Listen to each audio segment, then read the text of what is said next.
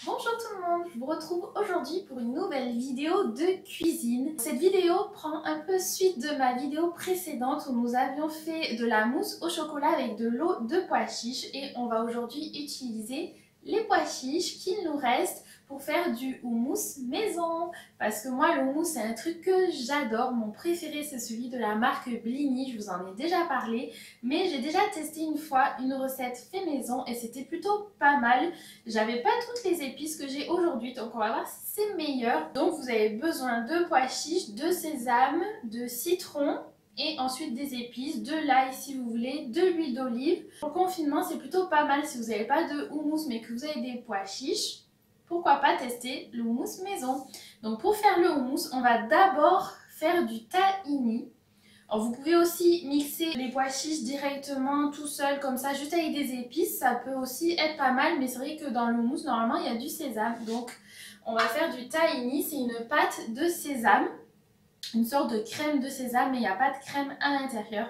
Donc là, j'ai pris à peu près 40 grammes de graines de sésame, donc du blanc. Et on va le faire griller les graines à la poêle comme ça. C'est vrai que ça fait beaucoup, ça en fera un peu trop par rapport au houmous, mais vous pouvez le garder pour autre chose, pour assaisonner les plats, des choses comme ça. Donc là on va juste le faire un petit peu griller les graines, 5 minutes, ça suffit.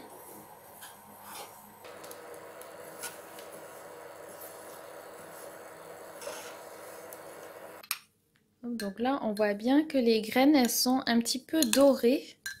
Voilà, il faut qu'elles soient à peine un peu dorées comme ça. Ça sent super bon. Ensuite, donc, je vais mettre ces graines dans le mixeur.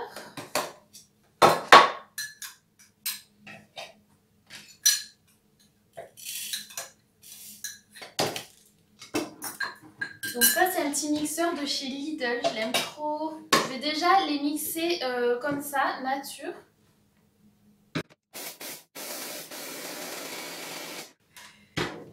Alors, ça sent trop bon, j'adore l'odeur du sésame écrasé comme ça. Donc là, je vais ajouter une cuillère à soupe d'huile d'olive. Alors si vous voulez que la pâte soit plus lisse, vous pouvez ajouter un peu plus d'huile. On va voir en fonction. Là pour l'instant, j'ai mis qu'une cuillère et on mixe 1 à 2 minutes. C'est parti. Donc là, je pense que je vais ajouter un petit peu plus d'huile. Hop. Là, ça reste un peu friable. Moi, je voudrais que ça fasse plus comme une crème. Et donc, en fait, le tahini, ça va être ça. Ce sera que du sésame grillé avec de l'huile.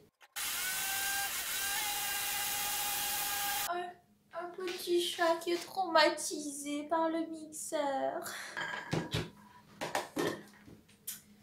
Voilà, après, moi le mixeur, je sais pas s'il est vraiment bien adapté parce que du coup les graines se mettent un peu sous la lame. Donc bon, j'ai que ça. Donc là, ça va à peu près. J'obtiens une sorte de petite pâte.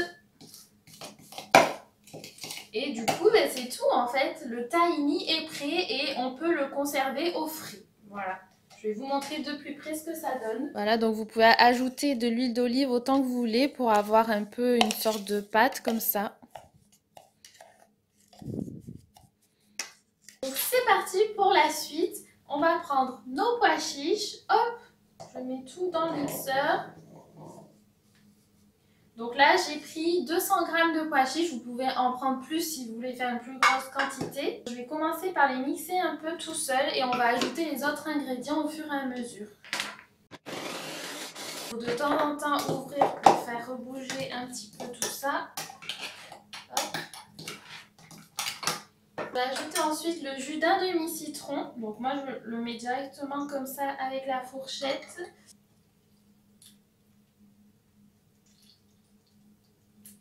On va aussi ajouter un petit peu d'eau, soit de l'eau de cuisson, soit de l'eau de rinçage des pois chiches. Donc je vais en mettre juste un petit peu pour le moment, on verra ensuite. Voilà. Ensuite, une gousse d'ail pressée. Donc moi j'ai pris juste une petite gousse d'ail, je ne veux pas trop en mettre.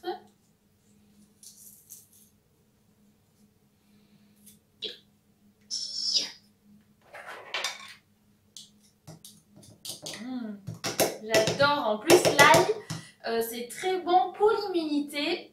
Donc n'hésitez pas à en manger pendant le confinement. En plus, si vous êtes tout seul, il n'y a aucun souci si ça sent l'ail. Voilà, vous voyez ce que je veux dire. You know what I mean.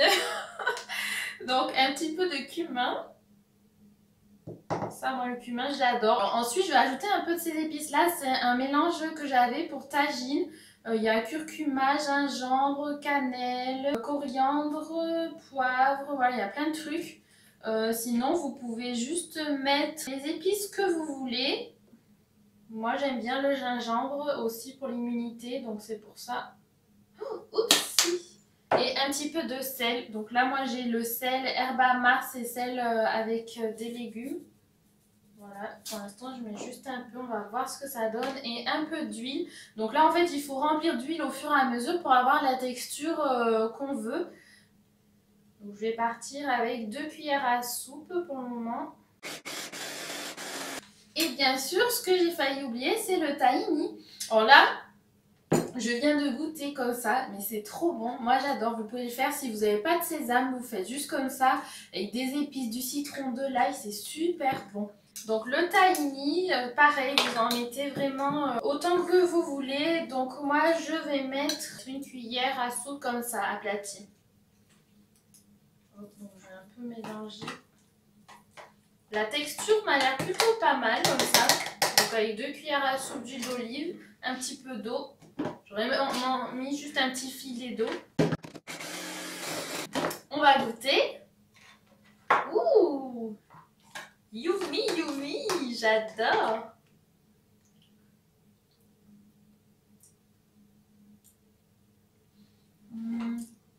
Franchement, on sent vraiment bien le sésame quand même. Voilà le résultat. Il est trop beau. Je vais verser dans un petit pot. Pour le tahini, du coup, vous pouvez prendre peut-être genre 10 ou 20 grammes de graines. Ça suffit juste pour ce houmous-là. Après, si vous faites une plus grosse quantité, du coup, comme ça, c'est bon. Et j'avais vu que ça peut se garder 1 mois au frigo. Bien sûr, c'est sans crème, sans gluten, sans lactose. Regardez-moi ça. Oups, ça va tomber.